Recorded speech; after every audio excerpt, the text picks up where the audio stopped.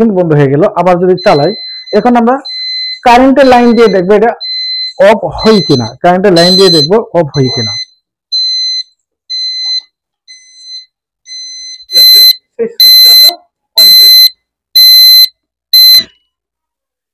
এখন কিন্তু যখন আমরা সুইচটি অন করলাম, এখন কিন্তু বাজার বন্ধ হয়ে গেছে, অর্থাৎ কারেন্ট আসছে মানে আপনি অ্যালার্মটি বন্ধ হয়ে গেছে গা।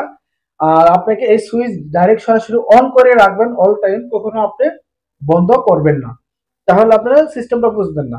যেহেতু এই জন্য আমি একটা সুইচটি দিয়েছি আর কি, সুবিধার্থে, যখন আপনি চাইলেন বন্ধ রাখলেন, চাইলেন বন্ধ রাখলেন না, সেই ক্ষেত্রে। এই আবার যদি সুইচটা যদি অন করি,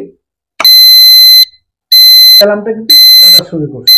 আবার যদি সুইচটি অন অফ করি, অ্যালার্ম বন্ধ। সুইচ অন মানে আমার কারেন্ট আসছে মানে আমার অন হয়ে গেছে, কারেন্ট চলে গেছে অ্যালার্মটি বাজা শুরু করছে। আবার যখন কারেন্টটি চলে আসবে তখন অ্যালার্মটি বন্ধ হয়ে যাবে।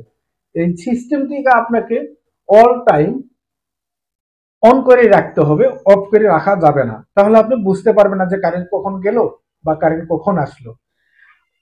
এইভাবে যদি আপনারা করেন তাহলে আপনাদের কোনো সমস্যা হবে না। ধরেন এখন কারেন্ট আছে, তাহলে আপনার অ্যালার্মটি বাজবে না। আবার যখন কারেন্ট চলে যাবে তখন অ্যালার্মটি বাজবে। আবার যখন কারেন্ট আসবে তখন অ্যালার্মটি বন্ধ হয়ে যাবে। আবার যখন কারেন্ট চলে যাবে অটোমেটিকলি অ্যালার্ম আসবে।